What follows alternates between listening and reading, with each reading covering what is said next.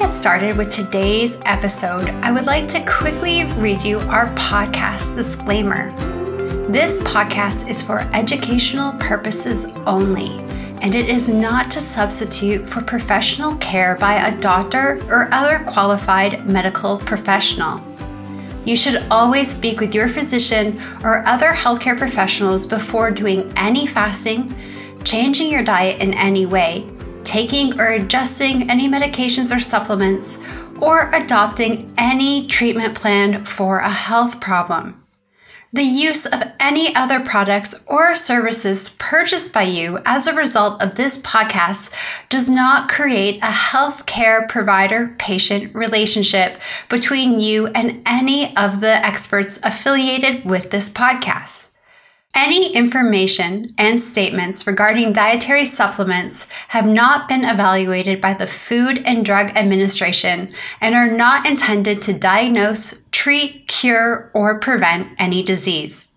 All right, and now we'll get started with today's episode.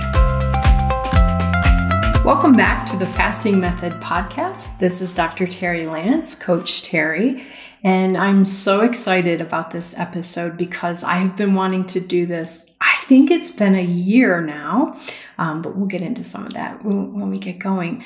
But I do have a guest today, and I think this is going to be a very powerful episode because this story will, I think, just really drive home for everyone the power of this transformational journey. So, no further ado, I'm going to introduce my guest today is one of our TFM clients and community members, Fredric Isler.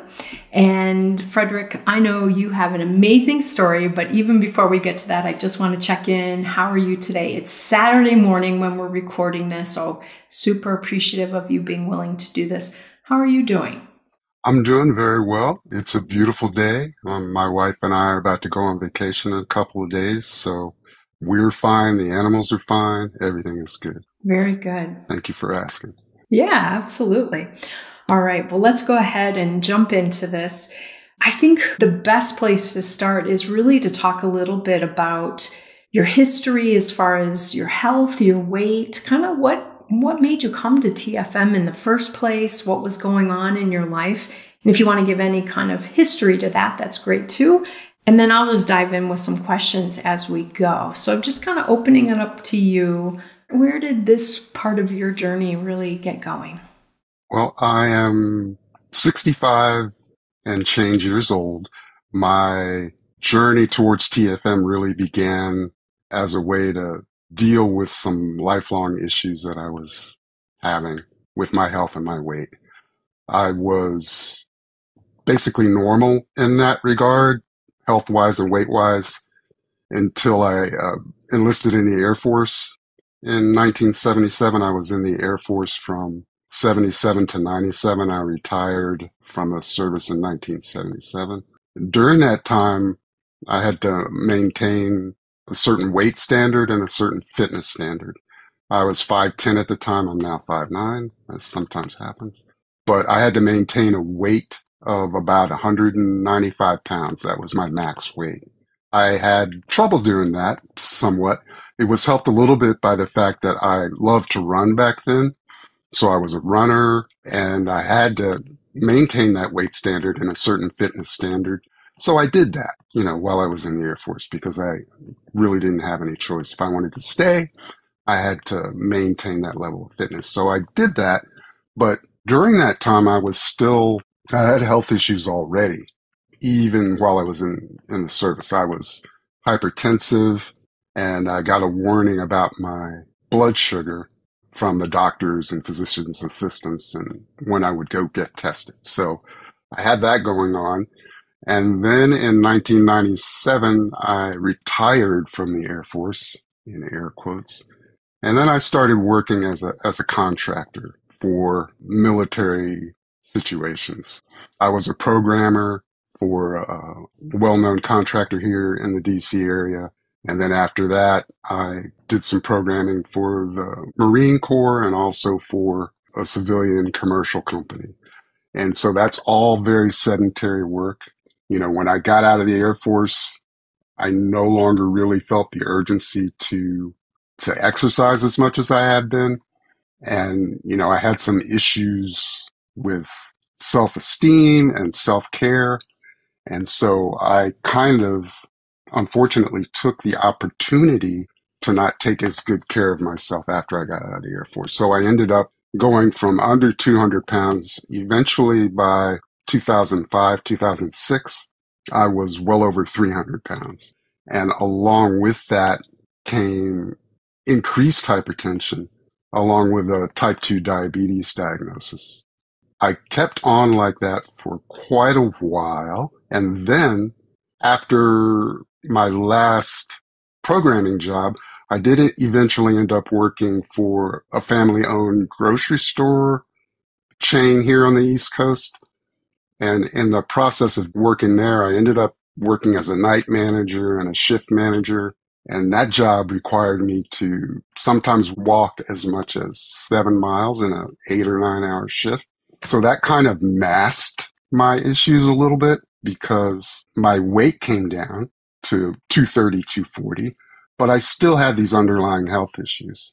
And then COVID came in 2020, and my wife and I decided that we were both going to leave the jobs we were in. She retired from being a veterinarian after nearly 30 years, and we both decided it wasn't in either of our interests for me to be working facing the public. This was early 2020, and we didn't know, nobody really knew how bad COVID was, how it worked, and we were both too old and maybe not in such good health to mess around with it.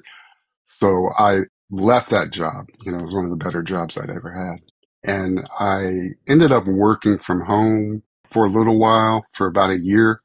And then I went to work for another company doing customer service, first remotely and then in the office. So to jump to the chase, 2022, I was working nights and I got COVID October in that time frame.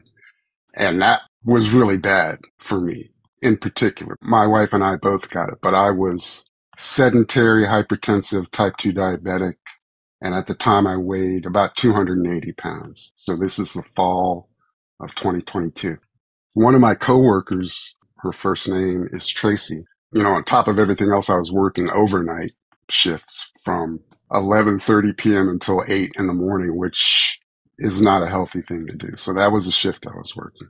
Tracy would come in every night, and Tracy was 50, 51 years old, and she would be talking about fasting. If you want to be healthy, this is what you have to do. You have to just stop eating all the time. She would come in and she would announce, just to let you guys know, 10 hours ago, I started a 48-hour fast, or I started a 72-hour fast. And I had always thought, just based on what my primary care physician would tell me, you got to eat so many times a day, you got to do this, you got to do that. So I was listening to Tracy, and I just wasn't buying. I thought, if I fast, I'll get sicker. My brain will stop working. Yeah, Tracy, maybe you're fasting, but I'm not so sure about that. But the thing about Tracy is that she was vital and young looking and acting for her age. She looked at me and she said, you need to be doing this. And I was like, okay, maybe someday. Right. So then January 2023 came, and I started getting reminders about the fact that I was about to turn 65. So when you retire from the military, you get a card that lasts until you're eligible for Medicare. So mine was expiring about a month before my 65th birthday. So that got me thinking about, what am I going to do about my health? I have high blood pressure. I have controlled, in quotes, type 2 diabetes. I'm taking all these meds. I'm still weighing almost 270 pounds. If I walk a half a mile, I get out of breath. I've tried all these other things. I've counted calories. I've counted points with one well-known weight loss company. Eventually the weight comes back. I need to do something right now so that I can have a healthy last part of my life. And I was thinking about it, and I remember Tracy, who had left the company that I worked for by that time. And I remember her talking about fasting. So I thought, Tracy was pretty healthy, so I'm not sure about this, but let me go check it out. So I started Googling around, and I found this one cardiologist in Florida had a bunch of YouTube videos, and one in particular It's about an hour long on fasting. It had, at the time, 6 or 7 million views. So I said, let me check this guy out. Dr. Jamnadas is a cardiologist. He is very passionate about helping his patients who already need help in the form of surgery or various other interventions. But he's even more passionate about trying to keep people from getting to the point where they need that kind of help in the first place. So I watched his most popular video on fasting. And, I was frankly electrified by it already. And then towards the end, he says, look, I just want to let you know, you folks out there. And he was talking to a bunch of doctors at the time. You doctors and you people watching them, the real guy you need to look at is Dr. Jason Fung, Fung. He's a nephrologist up in Canada. He's doing amazing things. He's got some books. Go check out his books. So I did that. I was already sort of excited anyway, just by listening to this man talk. But I went and got Dr. Fung's books, The Obesity Code and The Diabetes Code. I read those books. This was January, early February. And I thought, I'm going to try this. It just makes sense. Tracy might have been onto something. Yeah, she might have, she walked the walk and talked the talk and looked great and felt great. I said, I'm going to give this a shot. So my first step in early February was to get off all of the processed food, the sugar, and to reduce the amount of carbohydrates I was eating before I even started trying to do any fasting, because Dr. Fung and Dr. Jamnadas both emphasized that everything would work better and be easier if one got off the processed foods and left the sugar alone. Sugar is deadly, they both said. And so I did that. And that was nearly a 3-week process, giving up those things, sugar and processed foods. Very, very difficult, but I did it. And that caused me to end up cooking, real food, eating real food. And then once I'd gotten that part down, then I said, okay, I'm going to start what Dr. Fung calls time restricted eating. So I did that, which basically meant I was restricting my eating to like a 7 or 8 hour window during the day, trying not to eat at night. I did that. And then I went to my doctor, my primary care physician, and my doc looked at my lab work and they said to me, your kidney function is below normal. And that was the filtration rate number she was talking about, EGFR. And at the time it was at 55, which is well below normal. But 60 is the threshold where most American doctors, and I'm living on the East Coast of the United States, most American doctors, that's when they start talking to their patients about kidney function, if their filtration rate dips below 60. So she said, okay, we're just going to check your kidney filtration rate, every few weeks. And in the meantime, I had started doing some 18, 24-hour fasts. And then because of Dr. Fung, in March, I signed up with the fasting method. And then a little bit later in March, I started working with one of the fasting method's incredible coaches, Coach Lisa. Fasting method has a lot of wonderful coaches, including Coach Terri, who I'm talking to now. Coach Lisa was my coach. I started working with her and started, increasing my fasting length a little bit. And then in the meantime, I was going for blood work for my diabetes and for my kidneys. And that blood work for my kidneys was not getting better, right? It was getting worse. So I had a 55 filtration rate. And then in March, it went down to 47. Then later in March or early April, it went down to 45. I was on a slope towards maybe dialysis eventually. Not good, but in the meantime, I was still fasting and increasing my fasting. And my wife, who loves me very much, she has a background as a nurse for humans for several years, and then she went to vet school, and she was a veterinarian for quite a long time. And we share the same primary care physician. And she went to one of her appointments and she told our shared primary care physician, hey, my husband, he's doing this fasting thing. And they both commiserated, and they were of the opinion that I was hurting myself. If anything, this would lead to quicker kidney failure. And so, she came home from her appointment, crying, frankly. And I just had to explain to her that I was pretty confident that what I was doing was putting me on the right track. My A1C numbers were going down. My blood sugar, which I was taking myself almost every day, was going down. I was on medications for blood pressure. And eventually, I was still working nights at the time. Eventually, one night I got up and my wife had to come look for me because I hadn't come out of the bedroom like by the time I usually would. And I ended up on my hands and knees, just bathed in sweat, barely conscious. And it was because my blood pressure medications were lowering my blood pressure too much, I eventually discovered. So I went to work eventually that night without taking them. And then I went to my doctor, and my doctor took me off all the one blood pressure medication, reduced that one. And so I knew that things were working. Weight was coming off. My eyes were getting better. Eventually, I had that confirmed by my ophthalmologist. So in spite of everything, in spite of my primary care physician and my wife both telling me to quit this stuff, stop killing yourself, I kept at it. My doctor sent me to an appointment with a nephrologist, not Dr. Fung, a different nephrologist. And this nephrologist told me basically, you keep on like this, you're going to be on dialysis before the end of the year. And my wife went with me to that appointment, and they're both sitting there shaking their fingers at me, stop this dangerous fasting stuff. The nephrologist set me up with an appointment for a nutritionist. And then on the drive home, my wife was saying, see, they told you to stop, so you have to stop. But I didn't stop. It was a real issue in our household because my wife wanted the best for me, and she was very afraid that I wasn't doing the best for myself. But I just kept at it, and weight was coming off. The numbers, my blood sugar was coming down every day. Then I went for more blood tests in June with my doctor. And in June, my hemoglobin A1C had gone from 6.4 down to 5.2. So that was in the space of, February to June. Not that long a time.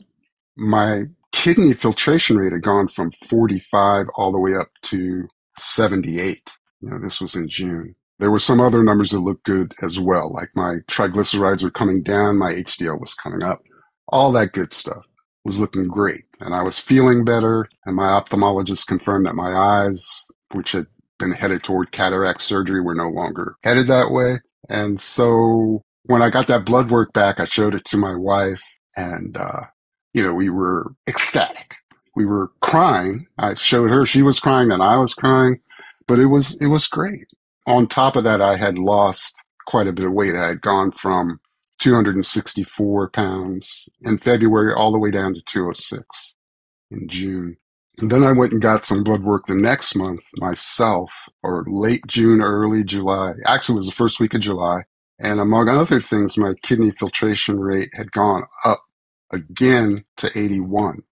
So I had gone from 55 down to 45. And then by July, it was back up to 81.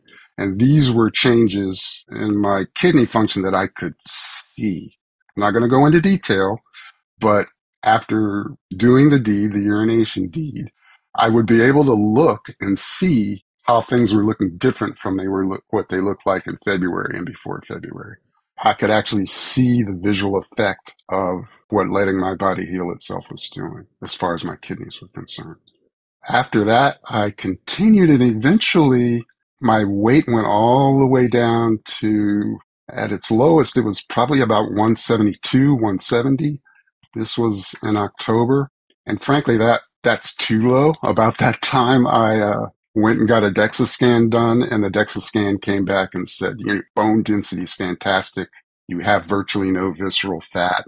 Your body fat percentage is only 8.8%, which is, I thought that was just impossible. But there it was, and the whole thing was green. The picture was green, which didn't show any fat anywhere.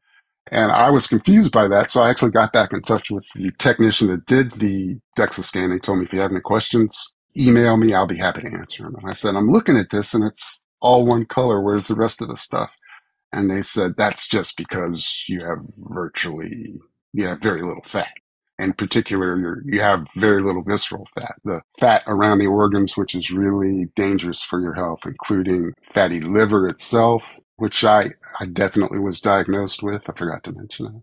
But also that fat around your inside the normal fat, the fat that wraps around your organs in your abdomen is very unhealthy. And I have virtually none of that. So that's pretty much my story. Right after that, I started doing resistance training, in an effort not to lose what muscle that I had. I gym membership and got a trainer to give me a couple sessions. He set me up with some compound exercises to, help my flexibility and my ability to retain the muscle that I had at the time. And then I got another one of those done in this February, and I had increased my muscle mass considerably. But because I strayed a little off the path this winter, I had also added a bit of fat and just a bit of visceral fat as well. So now I'm going to try to find a balance between that first scan and the second one. So I don't think I need to be less than 10% body fat necessarily, but I also would like to get back to having basically no measurable visceral fat. So I'm working on that. I am fasting still. I'm in what some people would refer to as a maintenance phase because I've lost basically the weight that I needed to lose. I'm no longer morbidly obese, all of that. In some ways, this is actually, I'm finding it slightly more difficult to do. But the main thing that keeps me going is my motivation for all this, which is caring about myself. I care about myself enough to live well during this stage of my life, this last stage of my life, and to live well for myself, for my wife, for my baby sister, and the other folks that care about me. In order for me to do that, this is my life journey from now on. I will eat real food. I will not eat so many carbs. I will exercise. I will, at the very least, practice time-restricted eating so that I'm eating during a shorter window and I'm not eating at night. And as I continue to do this, things just keep getting better and better. So it's all about trying to stay motivated and maintain a balance while I'm in so-called maintenance. So that's where I'm at right now. Okay, folks who are listening, if that was not a mic drop right there, I don't know what else is. As I've been listening to Fredric, I've been furiously jotting down notes, little reminders to myself of things I might want to check in. And I'm just amazed. I got to talk with you, I don't even remember, maybe a year ago, maybe not quite a year ago. You did a town hall? I believe it was July. Okay. Early July, sort of July 11th, maybe, something like that. So right after you had gotten those amazing results. Yeah. Okay. And I was a little bit more manic during that episode because I was still in shock. Yeah. About the good news. It was absolutely. But one of the amazing things about your story is that you didn't stop there, because part of the whole maintenance challenge and challenge for any of us in this health journey and weight loss journey is once we get where we want to be, oftentimes we slide back into old behaviors, or we just stop and go back to them, running full force.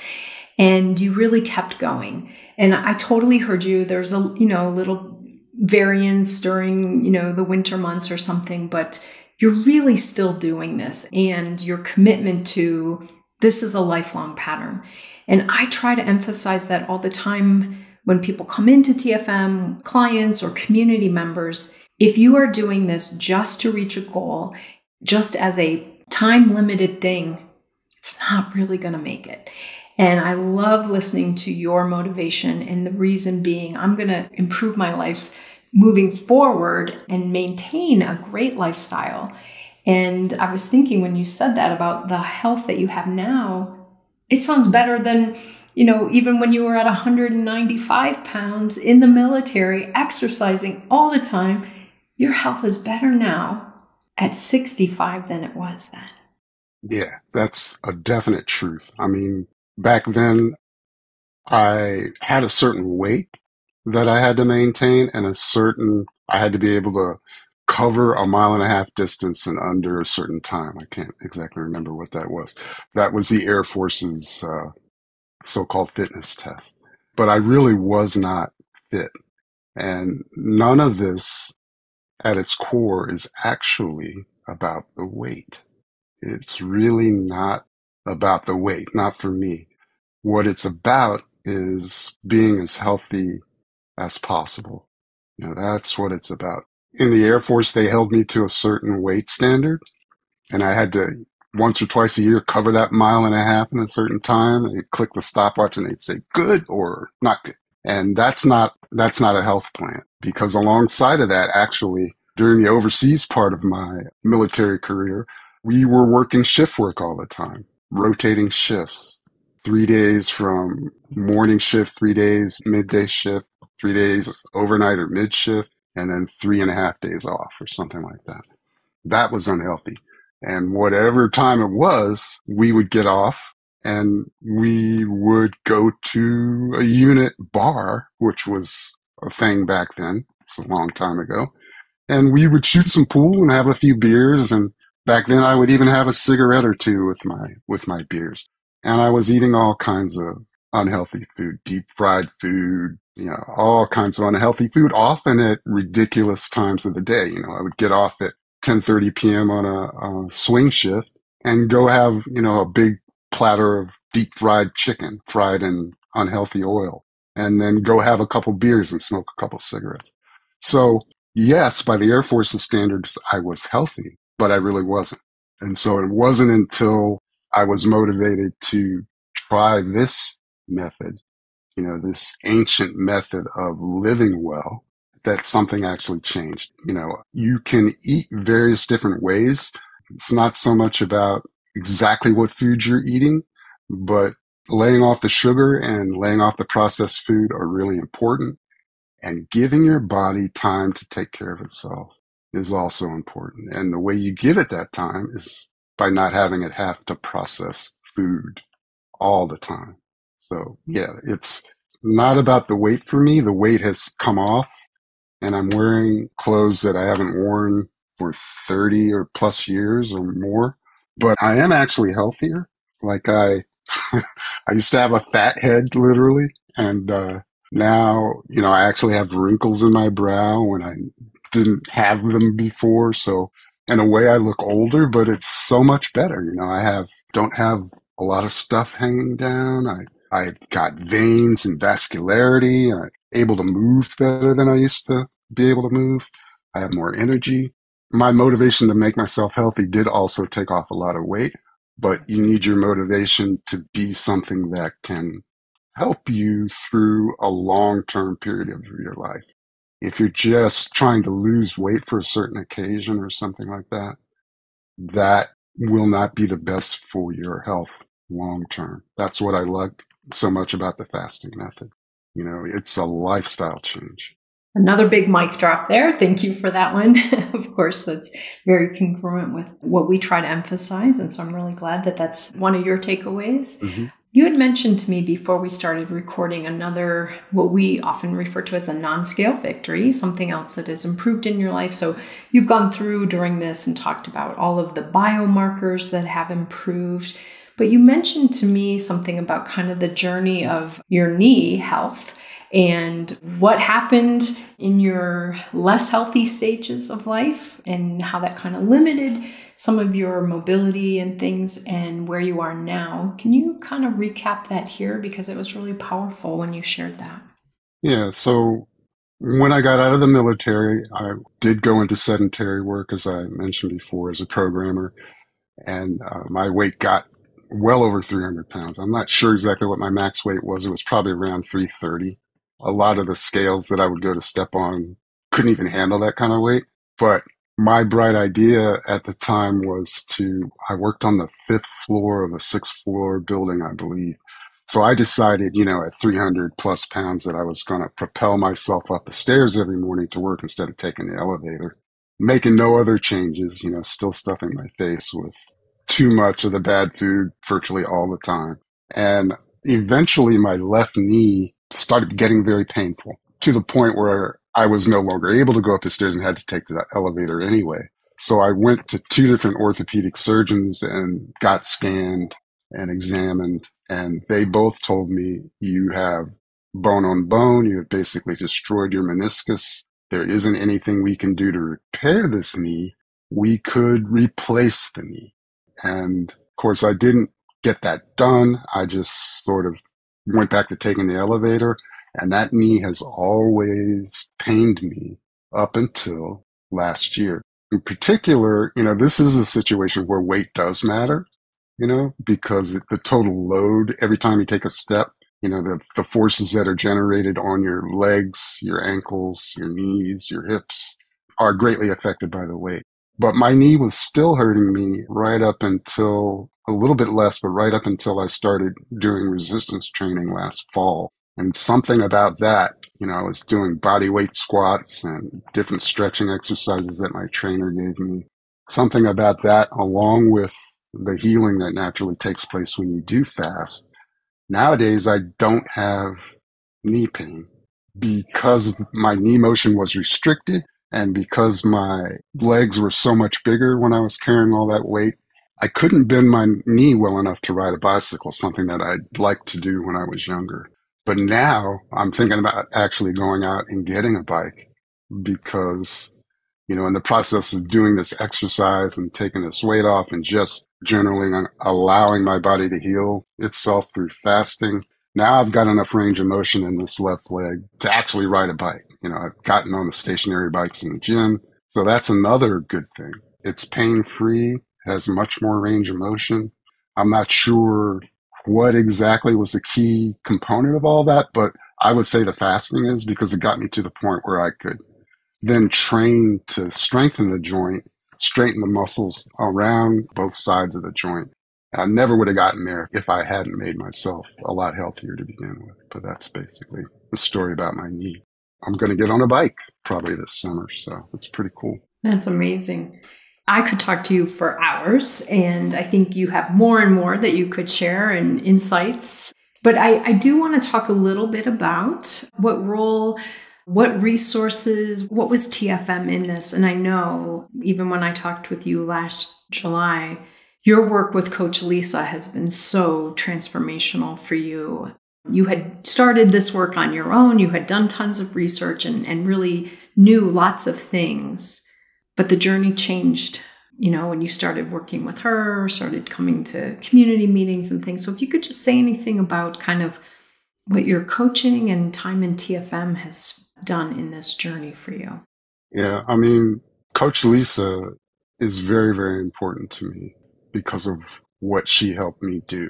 I had decided that this was the way I was going to go.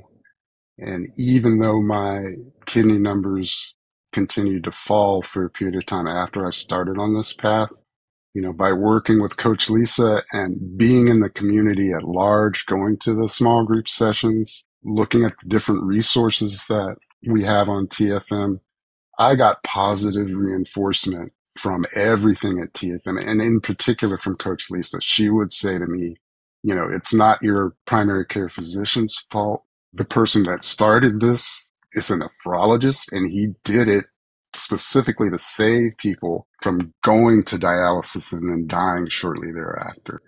Just hang in there, and you can be assured that you're going to see good changes, including your kidney numbers are going to get better. It's not guaranteed. Nobody makes any guarantees, but you're on the right track. You already know that things are getting better. Your blood pressure's going down. Your blood sugar level's going down. You have some weight coming off. Just give it some more time. Hang in there. Your wife's upset with you. Your doc's upset with you, but in the end, things will get better and you'll be healthier. And that's exactly what happened. And I wouldn't have been able to do this. Something like this is difficult enough on its own. I had to decide to quit poisoning myself with bad food, in particular with sugar and processed food. That's a huge decision. So that was motivated by my desire to take care of myself, for myself, and for my loved ones. But, I had strenuous opposition to this from the person I care about the most, my wife, and from my doctor. who's a doctor. When your doctor says do X, Y, Z, you're just supposed to do it. But I had the strength to keep going on a good, healthy path for myself. And I had that strength because of my coach and the other people I talked with at the fasting method, on video calls, in the forums, because of the scientific evidence that we have access to, that we can access on the fasting method.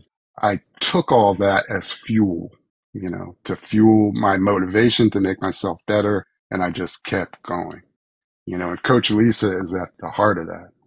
I might not have gotten here without that. I might have just said, I'm sorry for upsetting you, babe. I'm just going to stop this. And, maybe you're right. Maybe our doctor is right. Maybe I shouldn't be doing this. But because I went to the fasting method, and especially because I started working with Coach Lisa, knows whereof she speaks, like a lot of our coaches, she did that transformation on herself. She was a cardiac nurse, and she's there helping people like me make their lives better. So I said, you know what, Tracy, Coach Lisa, all the folks that I've met in the fasting method, all the people whose journeys I've seen, they've documented them and put them up for everyone else to see. This just makes sense, and I'm going to keep on doing it. And that's what's great about the fasting method. You need a tribe or a family of folks who's on the same journey that you're on. And this is the best thing that I found for helping lead this healthy lifestyle. You're not going to get that, if you're in America in particular. You're not going to get that necessarily from your doctor or from the media or from the companies who are trying to keep you addicted to sugar and processed foods. You have to find your own path. It's extremely hard to do it on your own.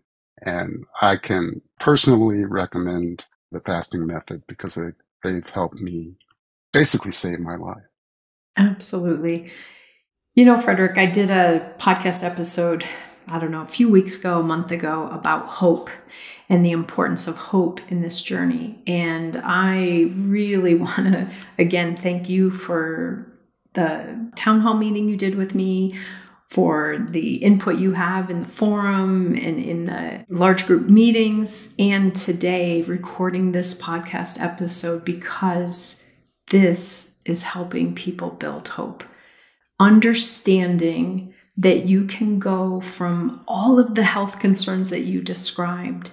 And like you said, there aren't guarantees. It's not that everyone's going to have the same journey that you had, but that it's possible. And you're not 23 years old. Many of us think once I reach a certain age, it's just no longer possible. I could do that when I was 17, but I can't do that. And look at you. Like, I can't think of a better example of how hope works in this journey. And thank you so much for the hope that you inspire in others through your own story and through your daily life. So thank you so much for doing this. And my last parting question is, if you could give advice to anyone who is struggling, whether they are just beginning or, they're listening to this podcast, but they're not really sure, it's kind of like when you heard Tracy, any piece of advice that you would give people to help them move from that place to this place of healing that you have reached? Oh, that would be a couple things. The first thing is have a conversation with yourself about where you want to go and why you want to go there. You need to be properly motivated to make fundamental change in your lifestyle to make yourself healthier. So you need to nail that down, have that in your heart every day as you move forward. The other thing that I would suggest is that if you're listening to this podcast and you've gotten to this point, you should definitely check out the resources that the fasting method has for you to explore. The big part for me was becoming a part of this community and getting some support for doing something that a lot of people will frown upon. If you have the motivation and you have a place to go and resources to access to help you use that motivation to make yourself better, that's what I would suggest. Both of those. You need both of those to actually be successful for yourself. Very good. Well, again, I can't thank you enough. I feel like you just made my job of doing this episode so easy because you just have such a powerful story and you're so good at sharing all of the important details that people really need to hear. So thank you, Fredric. I hope everyone really listens to this and takes this to heart. I know sometimes people talk about they've listened to one episode 5 times or 6 times. I think this is going to get a lot of hits because every time I talk to you or hear you talk in a community meeting or whatnot, I'm amazed and want more and want to learn more from you. So thank you so much. I hope you and your wife have a great vacation. You have persevered through hesitancy on her part out of love for you. And I'm so glad that the two of you get to go have this vacation with you in this healthy place. So excited for you, Fredric. Well, thank you, Terri. And actually, my wife she's been doing TRE ever since July. She's lost a lot of weight.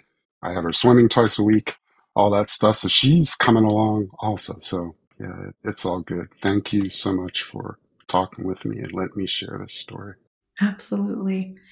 So folks out there listening, I just want to again remind you that if this episode had impact on you, if you resonated with it and you know anyone else who you think would benefit from hearing this, you could be Tracy. You could share this and help someone else get their journey started, help someone else foster some hope. So one of the best things you can do to help people right now maybe is to share this episode and show them what is possible and help get that hope going. Until we come back with another episode, happy fasting, everyone. Take good care of yourself, and we'll be back. Take good care, everybody. Bye-bye.